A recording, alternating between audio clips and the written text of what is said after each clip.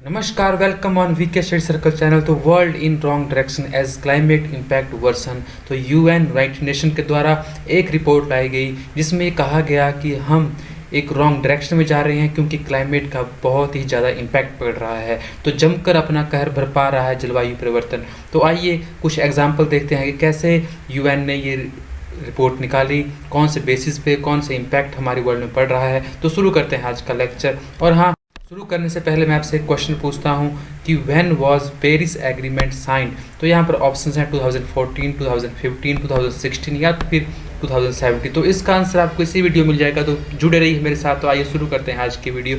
और हाँ, अभी तक आपने मेरा चैनल सब्सक्राइब नहीं किया है तो प्लीज़ चैनल को सब्सक्राइब करते हैं ताकि मेरा भी मनोबल बना रहे।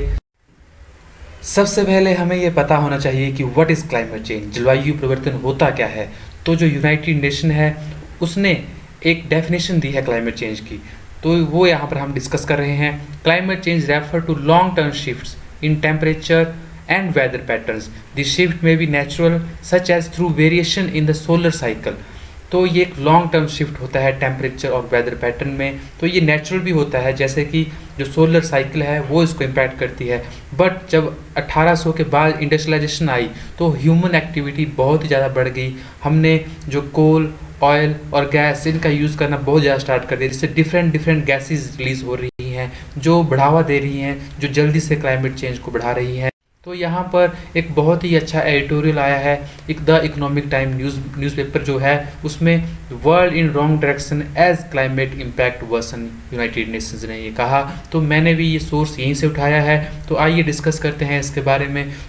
Humanity is going in the wrong direction on climate change due to its additional to fossil fuel. तो यूएन ने कहा है, यूएन ने कहा कि जो हम ह्यूमैनिटी है वो एक रॉन्ग डायरेक्शन में जा रही है क्योंकि हम बहुत ही ज़्यादा यूज़ कर रहे हैं, एडिक्ट हो गए हैं फॉसिल फ्यूल्स, जैसे अब पेट्रोल, डीजल, जो भी ये फॉसिल फ्यूल्स हैं, कोल, इस सब का हम जो यूज़ कर रहे हैं बहुत ज़्यादा कर रहे हैं, इसकी एडिक्शन हमें हो गई है। तो ये हम एक रॉन्ग डायरेक्शन में जा रहे हैं।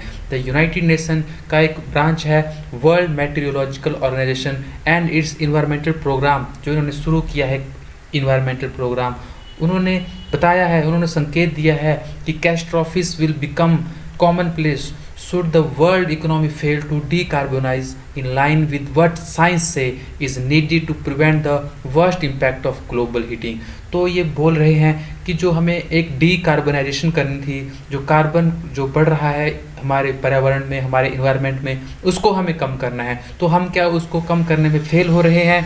तो यहाँ पर यूनाइटेड नेशन ने एक एग्जाम्पल देते हुए कहा कि जैसे पाकिस्तान में बहुत ज़्यादा फ्लड आ रहे हैं, यहाँ पर आप इमेज देख सकते हो, ये फ्लड आने से पहले थी और यहाँ पर फ्लड से एक लेक टाइप यहाँ पर बन रही है। लगभग 1/3 पाकिस्तान पानी में डूब चुका है। यहाँ पर आप इमेजेस देख सकते हैं, बहुत ज़्यादा बुरा हाल है वहाँ के लोगों का। और अगर हम सेकंड, वहाँ उन्होंने एक एग्जांपल दिया कि चाइनाज़ क्रॉप विथरिंग हीट वेव, क्योंकि चाइना में हीट वेव आ गई थी जिससे बहुत ही ज़्यादा क्रॉप वहाँ पर डैमेज हो गई थी। तो ये भी इम्पैक्ट कर रहा है ह्यूमन लाइफ को, हमारे इन्वायरमेंट। तो यहाँ पर यूनाइटेड नेशन ने एक और एग्जांपल देते हुए कहा कि लास्ट 5 ईयर से जो हॉर्न ऑफ अफ्रीका, जो अफ्रीका कॉन्टिनेंट है, उसके जो नॉर्थ ईस्ट में जो एरिया पड़ता है, जिसमें कुछ कंट्रीज़ आती हैं जैसे इथोपिया, जैसे सोमालिया, यहाँ पर कीनिया, कुछ यहाँ पर कंट्रीज़ युगांडा और भी कुछ यहाँ पर कंट्रीज़ आती हैं छोटी छोटी। तो उन्होंने कहा कि यहाँ पर जो लास्ट 5 ईयर से फूड शॉर्टेज आई है ये नेचुरल नहीं है, ये हमारी जो एडिक्शन हो गई है फॉसिल फ्यूल पे, जो कंट्रीब्यूट कर रही है ज़्यादा से ज़्यादा पोल्यूशन इन्वायरमेंट में, जिससे इन्वायरमेंट चेंज आ रहा है, क्लाइमेट चेंज हो रहा है, वो बढ़ावा दे रहा है। इस जो ड्रॉट कंडीशन यहाँ पर बनी हुई है जिसकी वजह से यहाँ पर फूड शॉर्टेज हो गई है। तो यहाँ पर यूनाइटेड नेशन ने एक और बात कही कि जब 2019-20 में हमने रिस्ट्रिक्शन लगा रखी थी ट्रैवलिंग पर, लॉकडाउन लगा रखा था ड्यू टू कोविड-19, तब 5.4% फॉल आ गया था इन emission of gases.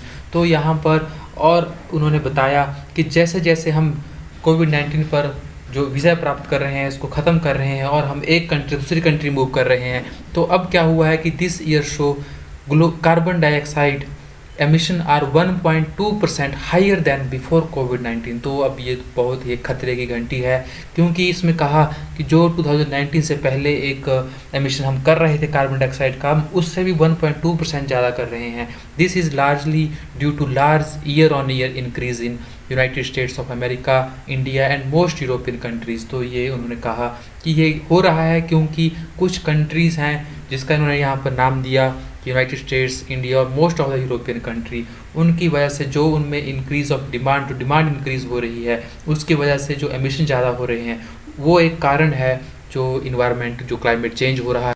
The science is unequivocal, we are going in the wrong direction.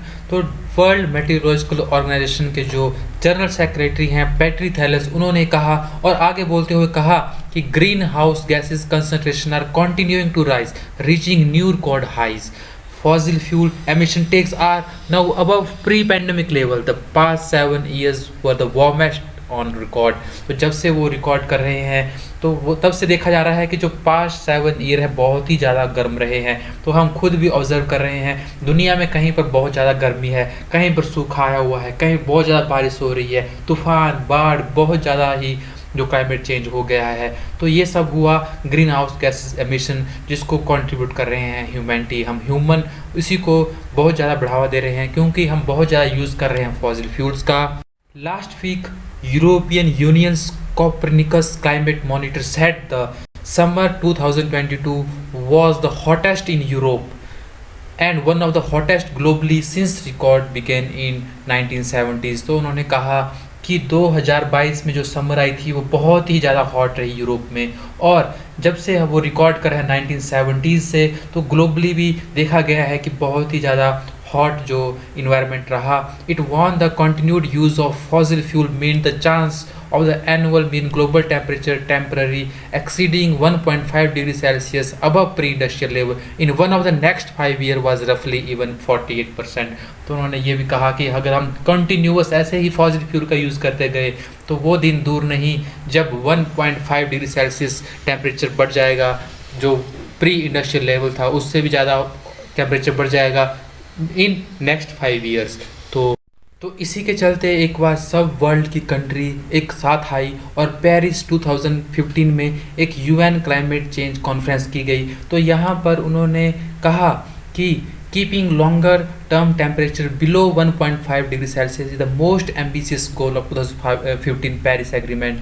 तो उन्होंने 2015 में जो पेरिस एग्रीमेंट हुआ उनमें से कहा गया कि हमें जो टेम्परेचर है 1.5 डिग्री सेल्सियस से कम रखना है।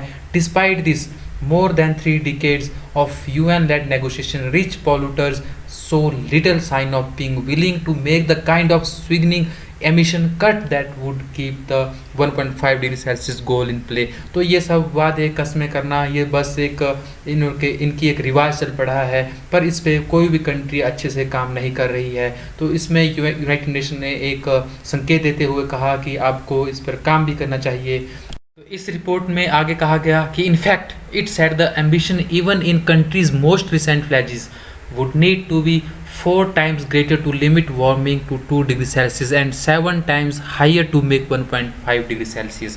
तो अगर हमें जो ये ग्लोबल वार्मिंग बढ़ रही है, ग्लोबल टेम्परेचर बढ़ रहा है, इसको रोकने के लिए कंट्री ने जो भी फ्लैजेस ले रखी हैं, जो भी उन्होंने प्रतिज्ञा ले रखी है, उसको उनको 4 टाइम और बढ़ाना चाहिए ताकि वो 2 डिग्री सेल्सियस तक उनको रोक सकें। और अगर उनको 1.5 डिग्री सेल्सियस तक टेम्परेचर रोकना है तो उनको 7 टाइम्स इसको बढ़ाना चाहिए।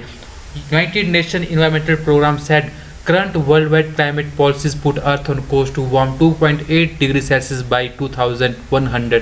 तो उन्होंने ये भी कहा कि अगर हम इन्हीं पॉलिसी के साथ चलते रहे तो 2100 तक हमारा टेम्परेचर 2.8 डिग्री सेल्सियस तक बढ़ जाएगा। तो इमेजिन कीजिए अभी ये हालत है, जब 2.8 डिग्री सेल्सियस और टेम्परेचर बढ़ जाएगा तो कितना बुरा हाल होगा दुनिया में। तानस्नीम एसोप जो एग्जीक्यूटिव डायरेक्टर हैं क्लाइमेट एक्शन नेटवर्क के, उन्होंने कहा कि जो अपकमिंग COP27 क्लाइमेट कॉन्फ्रेंस आ रही है जो इजिप्ट में होगी, वहाँ पर हमें ये पॉलिसीज़ बनानी चाहिए और भी ज़्यादा हमें इस पर काम करना चाहिए। तो वीडियो की स्टार्टिंग में मैंने आपसे एक क्वेश्चन पूछा था कि when was Paris agreement sign. अगर आपने वीडियो ध्यान से देखी तो इसका आंसर आपको वीडियो में ही मिल गया होगा। तो सही आंसर है 2015। और हाँ, अगर आपको इस लेक्चर की PDF चाहिए तो आप मुझे टेलीग्राम चैनल पर ज्वाइन कर सकते हैं। तो जुड़े रहिए मेरे साथ। तो कैसी लगी आपको ये वीडियो कमेंट सेक्शन में जरूर बताइएगा। और हाँ, ऐसे ही नॉलेजफुल वीडियो देखने के लिए please like, share and comment and also press the bell icon for more notification। Thank you। जय हिंद, जय भारत।